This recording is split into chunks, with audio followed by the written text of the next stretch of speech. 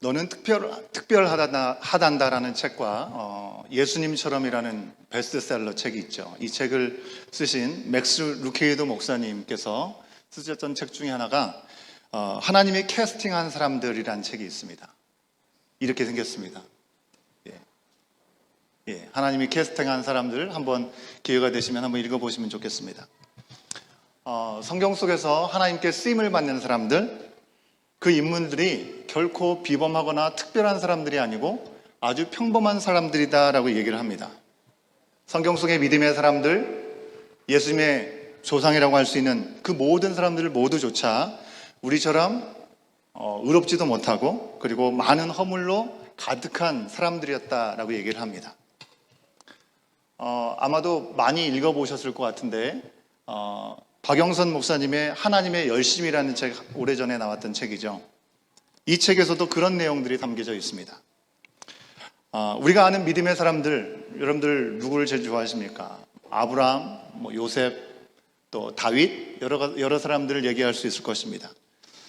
그들이 우리와 다른 특별함을 갖고 있었기 때문에 하나님께서 부르시고 그들이 쓰임받았던 것이 아니라 약함 가운데서도 하나님께서 택하셔서 하나님 당신의 열심으로 그들을 인도하시고 또 그들을 이끄셔서 사용하셨기 때문에 그들을 통해서 믿음의 역사가 나타났다라고 그 책에서도 이야기하고 있습니다. 여러분, 우리는 지금은 하나님께서 당신의 열심으로 당신의 신실하심으로 부르신 사람들을 통하여 일하신다는 것을 우리가 너무 잘 익숙하게 잘 알고 있지만 사실 하나님의 열심이라고 하는 그 책이 나오기 전까지는 한국교회에서 그런 메시지를 크게 들을 기회들이 별로 없었던 것 같습니다. 신앙의 위인들, 그 사람들은 말 그대로 뭔가 떡잎부터 다른 존재들로 하나님께 크게 쓰임을 받았던 영웅처럼 교회 학교에서 배웠던 그런 기억이 제 가운데 있습니다. 그래서 저는 처음에 하나님의 열심이라는 책을 보고 나서 엄청난 충격과 한편으로는 또는 감동을 받을 수 있었습니다. 믿음의 사람들도 다 하나님의 열심으로 그 길을 간 것이지 그들이 특별나서 간 것이 아니다라는 생각을 해보면서 성경이 새롭게 보여지기 시작했고 그리고 제 삶에 하나님께서 어떤 계획을 가지고 계시고 어떻게 일하고자 하실까라는 그런 기대하는 마음들을 더불어서 가질 수 있었던 것 같습니다. 우리 온교회 공동체가 함께 묵상하고 있는 예레미야의 말씀, 예레미야에서의 예레미야도 다르지 않다라는 것입니다. 예레미야도 특별함이 있어서 우리와는 뭔가 성정이 다른 사람이라서 그를 부르신 것이 아니었습니다. 예레미야에 대한 말씀, 첫 번째 설교 때 제가 여러분에게 말씀드렸던 거 기억하십니까? 그는 대제사장 엘리의 후손이었습니다. 다윗 왕 시절에 아들 압살롬이 반역을 할 때 아들 편에 서지 않고 다윗 편에 서가지고 그리고 공을 세웠던 사람이기도 했습니다. 여기까지는 참 대단한 사람이라는 생각을 가질 수 있습니다. 하지만 다윗이 그의 아들 솔로몬에게 왕위를 승계하게 될 때 이 솔로몬의 편에 서지 않고 반대편이었던 아도니아의 편에 서게 됐던 것이죠. 그리고 솔로몬이 왕위에 올랐을 때 결국 고향 아나돗으로 그리고 그곳으로 추방을 당하고 말게 된 것입니다. 누가요? 바로 이 예레미야의 조상이라고 할 수 있는 아비아달 제사장이 바로 추방을 당하게 된 것이죠. 한마디로 얘기하면 몰락한 제사장 가문 출신이 예레미야라고 하는 것입니다. 세상에서 인정받을 수 있는 그런 삶을 살 수 있는 기회가 있었지만 그의 조상 때로부터 그런 기회가 날아갔습니다. 그런 그를 하나님께서는 부르신 것입니다. 아나돗 출신의 선지자라는 얘기를 하면 왕으로부터 버림을 받았기 때문에 누구도 인정하지 않는 유다 백성들이었을 텐데 그 사회 가운데 하나님께서 예레미야를 당신의 사람으로 부르셨다고 하는 것, 그것을 누구도 인정하고 싶지 않았을 것입니다. 그뿐만 아니죠.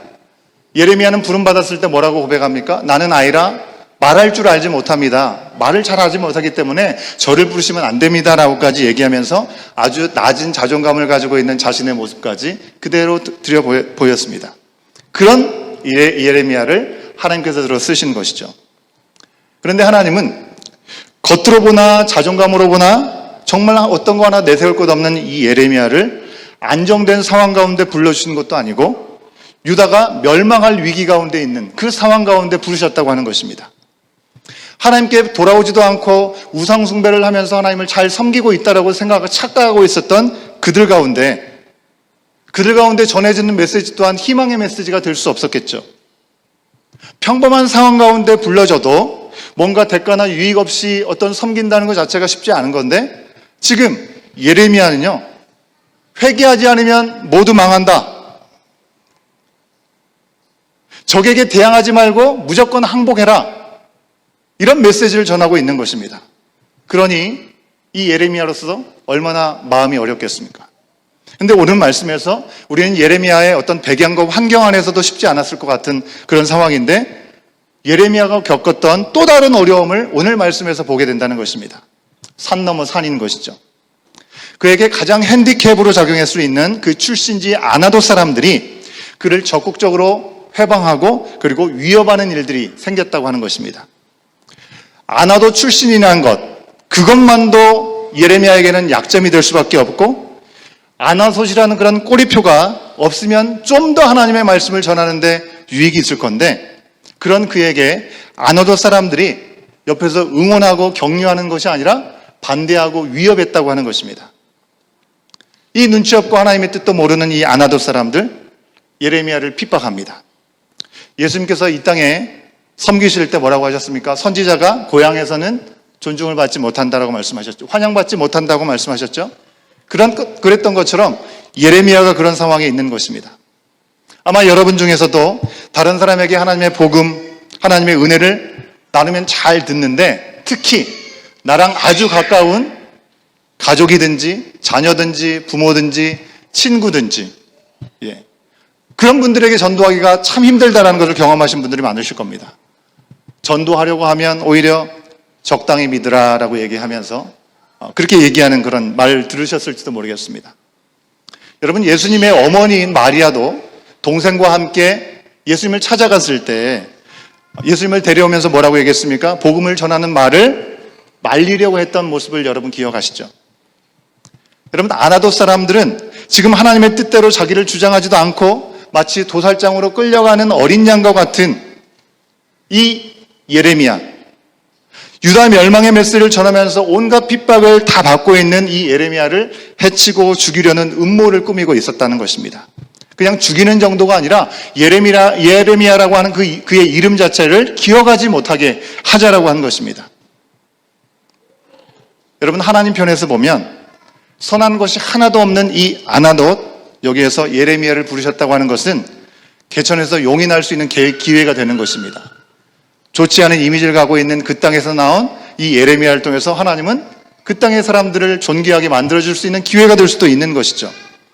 그런데 아나돗 사람들은 그런 하나님의 은혜와 하나님의 부르심은 까마득히 모른 채 세상이 욕하는 이 예레미야를 자기들이 완전히 없애버리고 유다 멸망 같은 그런 말을 듣기도 싫은 것, 그런 말은 아예 하지도 못하도록, 그래서 감리망신을 면하자라고 이야기하고 있는 것입니다. 이처럼 우리는 완전히 다른 차원의 어려움과 위기 앞에 서 있는 예레미야의 모습을 오늘 말씀에서 볼 수 있다는 것입니다. 그런데 하나님이 부르신 이 예레미야를 하나님은 결코 홀로 내버려 두지 않으신다고 하는 것입니다. 위기 앞에 서 있던 이 예레미야에게 하나님은 어떤 열심으로 그와 함께 하셨습니까? 오늘 말씀에서 우리가 확인할 수 있겠는데요. 하나님께서 부르시니 바로 예레미야를 위한 하나님의 열심은 오늘 말씀을 통해서 두 가지 정도 생각해 볼 수 있을 것 같습니다. 첫 번째로는요, 예레미야에게 위험을 미리 알려주셨다고 하는 것입니다. 어떤 위기가 있을지 알려주셨습니다. 18절의 말씀을 우리 같이 한번 확인해 볼까요? 가져가도 돼. 가져가도 돼. 18절의 말씀을 우리가 같이 한번 읽어봅니다. 시작. 여호와께서 내가 그것을 알았나이다. 그때 주께서 그들의 행위를 내게 보이셨나이다. 하나님께서 예레미야에게 어떤 방식으로 그에게 보여주셔서 그가 알게 되었는지 예레미야는 그 내용을 기록해주고 있지는 않습니다. 그에게 꿈으로 보여주셨는지, 아니면 필름처럼 머릿속에 뭔가 딱 떠오르게 하셨는지, 아니면 우연히 아나돗 사람들이 이 공모하고 있는 것을 옆에서 그 장면을 목격하게 되었는지, 음모의 현장에 있던 누군가를 통해서 듣게 되었는지 우리는 알 수 없습니다. 하지만 중요한 것은 예레미야가 한 번도 상상해 보지도 못하고 의심하지도 않았던 그 일이 고향 사람들을 통해서 일어날 때 하나님은 예레미야가 모르고 그냥 당하도록 가만히 있지 않으셨다고 하는 것은 분명한 것입니다. 가끔 저에게 불길한 꿈을 꾸셨다라고 그 꿈이 어떤 의미일까요? 라고 물어보시는 분들이 가끔 있을 때가 있습니다.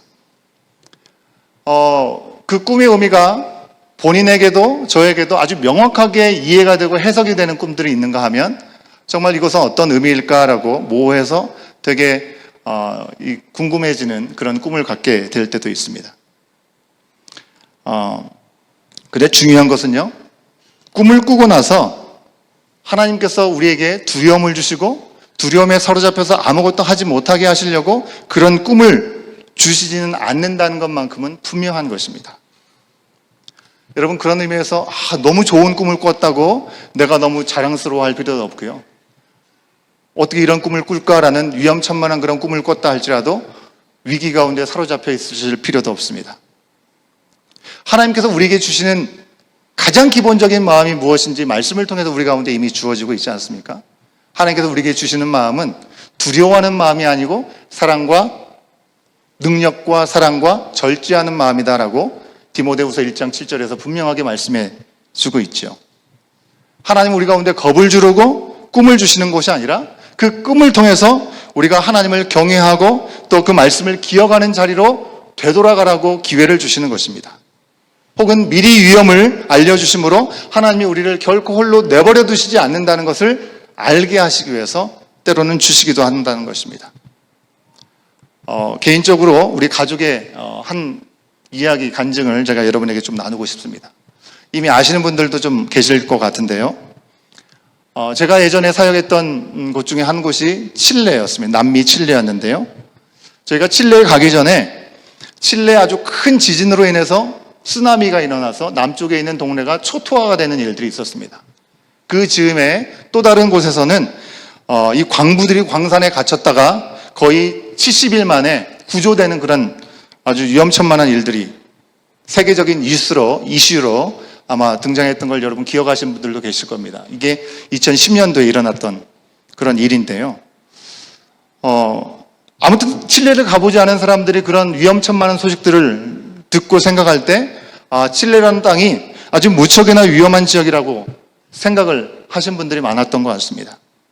그런 이유 때문인지 오랫동안 유수 사역자 그리고 청년 사역자를 후임자로 구하지 못하고 있었던 한 교회에서 저희를 부르게 된 것이죠.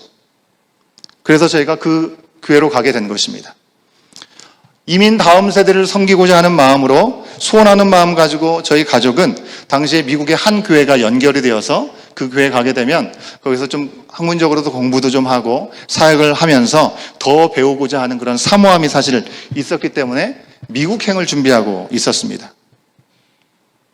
그런데 우여곡절 끝에 하나님의 인도로 전혀 생각해보지 않은 스페인어를 해야 되는 남미 칠레 땅으로 하나님께서 인도하신 것이죠. 이 우여곡절 가운데 있었던 참 많은 은혜의 이야기들이 있지만 롱롱 스토리이기 때문에 그 이야기를 다 하진 않겠습니다.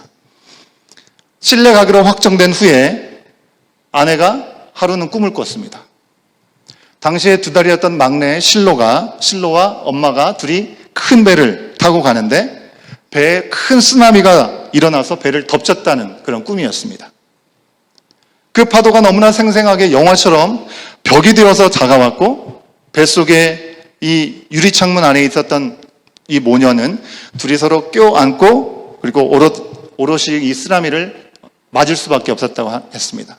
그 매서운 파도가 뱃속까지 들어오게 되면서 흠뻑 젖게 되었고 하지만 그럼에도 불구하고 살아남았다는 그런 이야기였습니다. 결과적으로는 살아남은 것이지만 왜 이렇게 불길한 꿈을 꿨을까라는 생각을 지울 수가 없었습니다. 마침 칠레를 가기 앞두고 있었던 데이기 때문에 도대체 그 땅에서 어떤 일이 일어나려고 이런 꿈을 꿨는가? 왜 아내와 어린 막내만 그 꿈에 나왔을까? 복잡한 생각이 들었습니다. 하지만 아주 분명하게 하나님의 부르심이 있었기 때문에 칠레로 가는 그런 사역의 여정을 멈추지는 않았습니다. 모든 걸 주님의 손에 맡기고 실로로 향했습니다. 그리고 나서 그 꿈을 잊을 정도로 바쁘게 사역을 하던 1년이 지난 어느 날 아침이었습니다. 어린 실로와 엄마와 둘이 아침 기도회를 참석하기 위해서 짧은 거리 교회로 향해 한 걸음 한 걸음 나가고 있었던 것이죠. 우리는 새벽 기도를 드리죠. 그 교회는 아침 8시 15분으로 기억하는데 아침 예배가 매일 있었습니다. 예. 아침 예배를 드리기 위해서 엄마와 딸이 이렇게 지나가는데 어디선가 엄청나게 우락부락하게 생긴 큰 핏불이 달려와가지고 이 어린 2살짜리 아이의 얼굴을 문 겁니다. 위험천만한 일이 생긴 거죠. 여러분 핏불 아시죠? 핏불이 물면 어린아이들은 보통 죽게 되는 경우들이 많거든요. 볼을 물린 겁니다. 핏불은 그의 구조상 한번 물으면 이게 떨어지지 않는다고 하는데 너무 감사하게도 떨어지게 됐습니다. 입이 열려지게 되어가지고 더 큰 어려움을 경험하진 않았지만 급하게 병원 응급실로 가가지고 치료를 하게 되었습니다. 얼마나 놀랍고 위험천만한 상황이었는지 사실 이제 마취를 하고 꿰매고 해야 되는데 마취를 했음에도 불구하고 꿰매는 중에도 마취가 되지 않아가지고 정말 어려움을 경험할 정도로 아주 심각한 상황이었고 한 번씩 자다가도 경기를 하는 일들이 있었습니다. 그리고 집안의 거울은 모두 어린 실로가 다 뒤집어 놨습니다. 자기 얼굴을 보기 싫었던 거겠죠. 그런 모습을 보면서 부모로서 근심할 수밖에 없었죠. 근데 하나님께서 미리 보여주셨던 꿈, 그것을 기억하게 되었습니다. 그만한 것이 너무나 감사하고 다행이다라는 생각을 하면서도 한편으로는 하나님께서 그 위험할 수 있는 그런 상황들에 대해서 미리 알려주시고 지키신 은혜가 있구나, 그런 생각을 해보면서 하나님을 더 붙잡는 그런 시간이 있었던 것 같습니다. 여러분, 하나님은 미리 보여주심으로 우리와 함께 하신다는 것을 알려주시는 것 같습니다. 재수가 없어서 어쩌다가 그냥 위험한 일들을 경험한 것이 아니라, 물론 그런 일들은 일어나서는 안 되고 가능하면 그런 일들이 일어나지 않도록 막아주시면 더없이 좋겠죠. 그렇기 때문에 질문할 수밖에 없죠. 때로 왜 다 아시고도 왜 그 위험을 방치하시는 걸까? 야속한 마음이 들었습니다. 그런 어려움은 없었으면 더 좋았을 것 같은데 라는 생각을 하게 될 때가 있습니다. 하지만 그 모든 것은 우리가 통제할 수는 없는 것이고요, 가장 선하시고 완전하신 하나님의 뜻을 믿고 우리는 맡길 수밖에 없습니다. 하나님의 뜻은 하늘이 땅보다 높은 것 같이 우리의 생각보다 높고 깊으시기 때문에 그렇죠. 미리 보여주신 것으로 살아계신 하나님이 우리와 언제든지 함께 하신다라는 신호를 주셨다는 생각을 하면서 그 감사가 하나님에 대한 불신과 하나님에 대한 신뢰하지 못하는 그런 의문과 원망을 덮을 수 있었던 기억이 제 가운데 있습니다.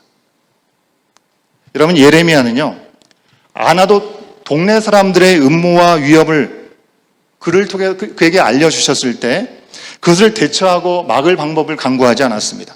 어떤 조치도 취하지 않았습니다. 아니요, 그렇게 할 수 있는 능력이 그에게는 없었습니다. 그러기에 그의 원통함을 공의로 판단하시고 사람의 마음을 감찰하시는 만군의 여호와 하나님 앞에 그저 아랠 뿐이었습니다. 그리고 그들에 대해서 주님께서 갚아주시기를 간구했습니다. 그런 예레미야에게 하나님께서 뭐라고 하셨습니까? 오늘 말씀에서 나오고 있는 내용이죠. 아나도 사람들에게 대재앙을 위해서 자녀들과 청년들과 모든 이들이 심판을 받게 될 것이다 라고 말씀하셨습니다. 여러분, 이 이야기는 예레미야 입장에서 보면 하나님께서 나의 이 억울함을 갚아주시는구나, 보복해 주시는구나 라고 생각할 수 있겠죠. 하지만 그뿐만 아니라 하나님의 역사를 멸시하고 방해하려고 했던 그들의 악함에 대한 하나님의 공의의 심판이기도 했던 것입니다. 이처럼 하나님은 부르시고 택하여 쓰시는 사람들, 그들을 결코 홀로 내버려 두시지 않는다는 사실을 오늘 말씀에서 분명하게 얘기해 주고 있습니다. 예레미야가 하나님께 분명히 속해 있기 때문에, 그리고 예레미야가 바로 하나님을 대변하고 있기 때문에, 하나님의 사람을 멸시한다고 하는 것은 하나님을 무시하는 것이기 때문에 하나님의 사람을 멸시하고 위협하는 것에 대해서 하나님은 가만히 있지 않으신다는 것은 너무나 당연한 거겠죠. 여러분, 여전히 이 세상에서 우리가 여러 가지 위험과 위기에 노출되어서 살아갑니다. 그런 사람들을 보시고 필요할 때 하나님께서 알리시고 보이시고 그들로 더욱 하나님을 의지할 수 있는 은혜를 주시고, 하나님께서 도우시고 행할 일들을 믿음으로 구하게 하시는 시간들을 주신다는 것입니다. 그런 의미에서 여러분은 예수 그리스도를 나의 삶의 구주로 모시고 주인으로 모시고 살아가면서 어떤 위험과 어떤 위기를 경험하고 계십니까? 제가 전부터 반복해서 말씀드리는 것 중에 우리가 예수님을 진정으로 믿고 그 말씀이 우리의 삶의 기준이 된다라고 고백한다면 우리가 살아가면서 아무런 반대, 아무런 저항도 없이 평탄하게만 살아간다고 한다면 그것은 우리가 한번 우리의 신앙을 짚고 넘어갈 필요가 있는 대목이라고 하는 것입니다.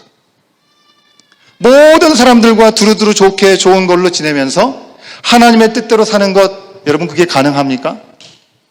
세상은 죄악으로 관영하고 하나님의 뜻을 거부하고 있습니다. 그런 세상 속에 살면서 하나님의 뜻을 붙잡고 살아가는데 세상과 아무런 문제가 없다면 우리가 하나님의 말씀 가운데 온전히 붙들려 살아가고 있는지를 돌아볼 수 있어야 하는 것이겠죠.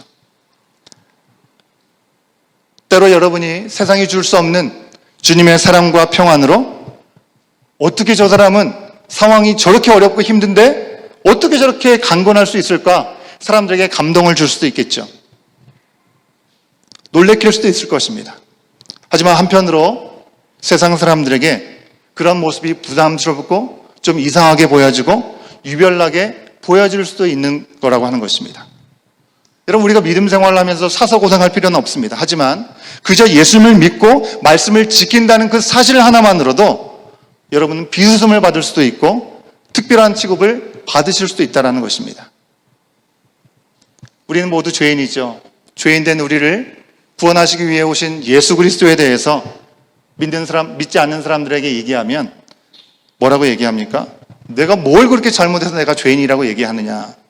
함부로 판단하냐? 이런 얘기를 하면서 사람들에게 환영받지 못하는 순간들을 경험하신 분들이 있으실 수도 있겠습니다. 여러분 예수님께서 이 땅에 오셨을 때 얼마나 많은 핍박을 받으셨습니까? 우리를 통해서 회개하고 돌아오는 것 그런 일들이 일어난다면 너무나 감사한 일이죠. 하지만 우리가 거절을 당하는 것도 당연한 결과라고 하는 것입니다. 그러나 그렇기 때문에 실망하고 분노하고 그 가운데 어찌할까 고민할 필요가 없습니다. 하나님이 모르셔서 여러분에게 억울하고 속상한 시간들을 허용하시는 것이 아닙니다. 필요할 때는 언제든지 우리 가운데 알려주십니다. 우리가 미처 알지 못할 때 알려주셔서 하나님께서 함께 하신다는 사실도 확실히 알게 하여 주시고 때로는 분별하게 하시고 또 깨어있게 하시고 기도하게 하시고 친히 우리를 도우시리라는 약속까지 기억나게 하신다고 하는 겁니다. 이것이 바로 하나님께서 부르시고 택하신 자에게 허락하시는 하나님의 열심, 하나님의 약속인 것입니다. 두 번째로 부르신 이들을 아시고 보시고 마음을 감찰하신다라고 오늘 말씀하고 있습니다. 12장 3절에 있는 말씀을 같이 한번 확인해 보도록 하겠습니다. 함께 읽습니다. 시작. 여호와여 주께서 나를 아시고 나를 보시며 내 마음이 주를 향하여 어떠함을 감찰하시오니 양을 잡으려고 끌어냄과 같이 그들을 끌어내시되 죽일 날을 위하여 그들을 구별하옵소서. 하이라이트된 부분들 여러분 보십시오. 아시고 보시고 마음을 감찰하신다고 말씀하고 있죠. 여러분 예레미야의 마음을 가장 힘들게 하는 것은 자신이 하나님의 말씀에 복종해서 도살할 어린 양과 같이 온전한 순종으로 그 말씀에 순복하고 말씀을 증거하는데도 불구하고 그 가운데 위기는 사라지지 않고 여전히 그 가운데 있다는 것입니다. 끊임없는 반대 가운데 끊임없는 위협 앞에 그가 서 있다고 하는 것, 하나님과 상관없이 사는 악한 사람들, 그들은 승승장구하는 것처럼 보여지는 모습이었습니다. 엘리야처럼 정말 850인의 우상을 숭배하는 선지자들과 대결해서 싸울 때 하늘에서 불이 내려와서 드라마틱하게 하나님께서 승리하시는 그런 기적과 같은 일들이 예레미야에게는 허락되지 않았습니다. 우리가 하나님의 말씀대로 살아가다 보면요 억울하고 괴로운 상황들이 옵니다. 하지만 그 무엇보다도 우리가 힘든 것이 하나님을 섬기는데 왜 우리는 계속해서 환난을 당할 수밖에 없고 왜 공고함에 처할 수밖에 없고 하나님을 떠나서 자기 마음대로 멋대로 살아가는 사람들은 사업도 잘 되고 좋은 집에 살고 왜 건강하고 인생을 즐기면서 그렇게 살아가냐라는 생각을 갖게 한 그런 순간인 것입니다. 예레미야도요, 주님의 말씀이 옳다라고, 주님은 의로우시다라고 고백할 수밖에 없었습니다. 그건 분명하게 인정했습니다. 하지만 현타가 와서 현실의 문제 앞에 그가 하나님 앞에 질문을 던질 수밖에 없을 순간에는 하나님께 질문을 던졌습니다. 악한 자들의 길이 왜 형통하고 이 반역한 자가 왜 다 평안한지 하나님께 따져 물었던 것입니다. 12장 1절에 있는 말씀 같이 한번 확인해 볼까요? 함께 읽습니다. 시작. 여호와여, 내가 주와 변론할 때에는 주께서 의로우시니이다. 그러나 내가 주께 질문하옵나니 악한 자의 길이 형통하며 반역한 자가 다 평안함은 무슨 까닭이니까? 이런 말하는 것과 마음이 완전히 다른 겉다르고 속다른 위선자인 그들이 그렇게 잘 되어버린 것은 옳지 않지 않습니까? 라고 따져 물은 것입니다. 저도 비슷한 생각을 했던 것이죠. 제가 앞서 나왔던 어떤 사건의 이야기에 엄마와 이 실로가 아침 기도에 가고 있었을 때 왜 그런 일을 당해만 했는가? 오빠와 언니는 집에서 방학이라서 잠을 자고 있을 시간에 굳이 막내가 일어나가지고 예배를 드리러 가는 시간에 왜 그런 위험천만한 일을 당할 수밖에 없었을까? 원망하는 마음이 솔직히 있었습니다. 여러분, 유대 땅은요, 이미 사람들의 악함으로 인해서 하나님께서 그 땅에 기근을 주셨습니다. 채소가 마르고 먹을 것이 없었죠. 짐승도 새도 다 죽을 지경에 이르게 되었습니다. 예레미야가 보기에는 그것도 문제였을 겁니다. 아니, 죄 지은 사람들은 저 사람들인데 왜 이 땅에 있는 동물들이, 그들은 죄를 짓지도 않았는데 그들이 왜 죽임을 당해야 되느냐, 그렇게 보일 수 있었겠죠. 여러분, 오늘도 우리 인간이 얼마나 이기적입니까? 우리의 이기적인 삶 때문에 지금 온 지구가 몸살을 앓고 있지 않습니까? 하나님의 의로우심을 부인할 수 없지만 하나님의 공의로우심, 하나님의 뜻이 어디 있는가, 예레미야는 묻지 않을 수 없었던 것이죠. 우리가 잘 아는 하박국 선지자가 하나님이 정말 정의로운 분이십니까? 하나님 앞에 의로웠던 욥이 그가 고난 가운데 있을 때 하나님 앞에 물을 수밖에 없었던 것처럼, 또 시편의 기자들이 물을 수밖에 없었던 것처럼 그런 일들은 계속 있어 왔습니다. 시편 73편에 1절부터 3절에서 아삽은 이렇게 고백을 했습니다. 솔직하게 고백한 것이죠. 같이 한번 이 말씀도 확인해 봅니다. 시작. 하나님이 참으로 이스라엘 중 마음이 정결한 자에게 선을 행하시나 나는 거의 넘어질 뻔하였고 나의 걸음이 미끄러질 뻔하였으니 이는 내가 악인의 형통함을 보고 오만한 자를 질투하였음이로다.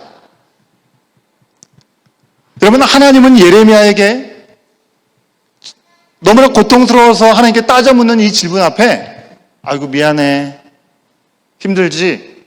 좀만 참자, 좀만 더 견디자, 이렇게 말씀하지 않으셨습니다. 오히려 더 강건하게, 담대하게, 강하게 답해 주셨습니다. 말씀에는 없지만 5절 말씀에서 우리가 확인했던 겁니다. 뭐라고 하십니까? 너가 사람들과 달리면서도 이렇게 지치면 어떻게 말들과 경주할 수 있겠냐? 안전한 땅에서도 걸려 넘어지면 요단강가의 짙은 덤불 속에서 제대로 그 길을 갈 수 있겠느냐? 라고 하나님께서 말씀하셨습니다. 좀 야속한 표현이라고 생각이 듭니다. 예레미야의 마음을 좀 이해해주지 않은 것처럼 보여집니다. 하지만 대장부답게 다시금 온전하게 일어서서 굳게 서기를 바라는 마음에 매몰차게 보이는 그런 말씀을 주셨던 것이죠. 하나님은 예레미야가 낙심하지 않고 약해지지 않고 다시금 온전히 설 수 있도록 바라셨습니다. 왜요? 지금 보이는 것은 전부가 아니기 때문에 그렇죠. 우리가 보이는 것은 잠깐 있을 것이지만 보이지 않는 영원한 것, 그것을 향해 나가는 삶이기 때문에 그렇습니다.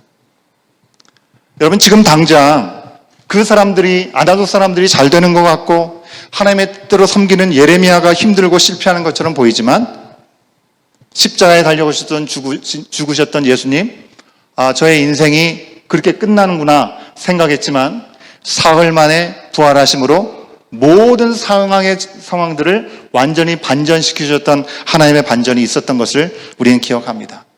예레미야는 자기가 살던 시대에는 무시당했습니다. 고향 사람들조차 그를 알아보지 못했고요. 제거하고 싶은 아주 희대의 어떤 밉상이었던 것은 분명합니다. 하지만 그 후 그가 선포한 그 말씀대로 심판과 징계가 그 땅 가운데 임하게 되었고 70년이 지난 후에 포로로 끌려간 70년이 지난 후에 다시금 나라가 회복된다는 그런 약속대로 그 모든 일들은 회복되었습니다. 이 사실을 아는 사람들, 이 사실을 아는 우리들은요, 예레미야를 그냥 루저라고 실패한 인생이라고 우리는 평가하지 않습니다. 정말 하나님 앞에 성공한 하나님의 사람 중에 한 명이라고 우리가 얘기합니다. 히브리서 11장 38절은 얘기하고 있죠. 세상이 감당하지 못할 믿음의 선배들이라고, 순종의 사람이라고 얘기하고, 감히 본받기도 어려운 존재라고 예레미야를 표현하고 있습니다. 여러분, 우리는 때로 하나님의 놀라우신 예비하심과 계획하심이 있다는 것을 믿으면서도 하나님께서 하신 일들을 다 이해하지 못할 때가 있습니다. 세상이 이해하지 못하고 그 세상 가운데 살아가는 우리를 조롱할 수도 있습니다. 그러나 예레미야처럼 우리는 그래도 이 길을 가야 하는 줄로 믿습니다. 결코 돌아서는 안 되는 줄로 믿습니다. 하나님은 오늘 예레미야에게 말씀하신 것처럼 우리 가운데 말씀하십니다. 내가 너를 잘 안다. 내가 너를 다 보고 있다. 내가 네 자신과 모든 상황을 감찰하고 있다라고 말씀하십니다. 그러니 너는 약해지거나 흔들리지 말고 굳게 서서 지치지 말고 달려가라. 앞으로 갈 길이 멀다. 하지만 내가 너와 함께 있어서 세상 끝날까지 너와 함께 하실 것이다. 약속해 주셨습니다. 찬양팀은 나오시면 좋겠습니다. 사랑하는 여러분, 우리가 당장 믿지 않는 사람들, 그런 사람들보다 뭔가 더 복잡한 삶을 사는 것 같고 더 피곤하고 때로는 억울하고 약하고 또 부족한 삶을 사는 것처럼 보일 수도 있겠습니다. 하지만 결코 주님의 부르심 이 길에서 우리가 머뭇거리거나 흔들리거나 뒤돌아봐서는 안 되겠습니다. 도살장으로 말없이 끌려가는 어린 양같이 쓰임받았던 예레미야, 그리고 이 땅에 우리의 죄를 위해서 십자가를 지시고 가셨던 예수 그리스도의 길이 결국에는 생명이고 평안이고 옳은 길이었음을 우리는 결코 잊어서는 안 되겠습니다.